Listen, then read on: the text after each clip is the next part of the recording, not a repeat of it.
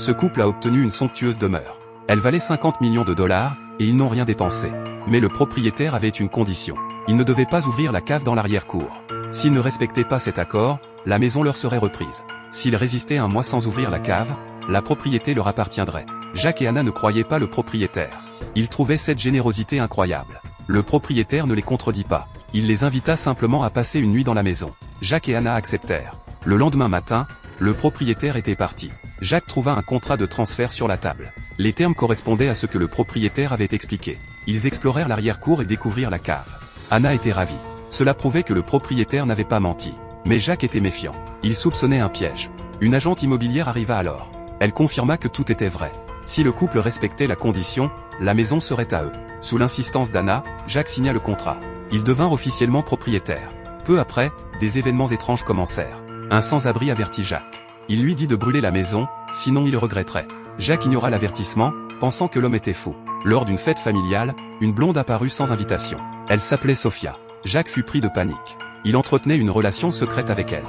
Heureusement, Anna ne se doutait de rien. Après la fête, Jacques et Sophia passèrent un moment ensemble. Le lendemain, Sophia porta plainte contre Jacques. Elle l'accusa de harcèlement sexuel auprès de son entreprise. Jacques fut immédiatement licencié. Désemparé, Jacques se souvint de l'avertissement du propriétaire. Y avait-il un secret dans la cave? Il décida de l'ouvrir. Mais Anna s'y opposa fermement. Elle ne voulait pas risquer de perdre la maison. Jacques ne renonça pas. Il essaya d'ouvrir la cave par la force, mais échoua. Il retrouva l'architecte de la maison et obtint les plans. Il découvrit une autre entrée menant à la cave. En soulevant une trappe, il accéda à un espace secret. Une porte de pierre scellée s'y trouvait. Alors qu'il tentait de l'ouvrir, Anna rentra. Pour ne pas éveiller ses soupçons, Jacques arrêta ses efforts. Parallèlement, il essaya de convaincre Sophia de retirer sa plainte. Mais elle refusa. Sophia était amoureuse de Jacques. Elle voulait qu'il quitte Anna pour elle. Furieux, Jacques la menaça. Il dit qu'il la tuerait si elle s'approchait d'Anna. Sophia, incrédule, confronta Anna. Elle découvrit qu'Anna était enceinte de Jacques. Rongée par la jalousie, Sophia se disputa violemment avec Anna. Dans un accès de colère, Anna tira sur Sophia. Elle la tua sur le coup. Pour cacher son crime, Anna cacha le corps dans la cave. L'entreprise de Jacques finit par découvrir qu'il n'y avait aucune preuve de harcèlement.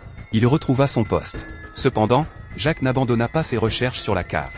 Alors qu'il tentait à nouveau d'ouvrir la porte, Anna l'attaqua. Elle lui révéla la vérité. Elle avait tué Sophia et caché son corps dans la cave. Elle menaça Jacques de ne jamais révéler ce secret. Sinon, elle accuserait Jacques du meurtre. Pour protéger leur secret, le couple continua à vivre comme si de rien n'était. Quelques mois plus tard, ils reçurent un cadeau du propriétaire. C'était la clé de la cave. Ils pouvaient désormais l'ouvrir quand ils le souhaitaient. La maison restait leur propriété. En ouvrant la cave, ils découvrirent qu'elle était vide.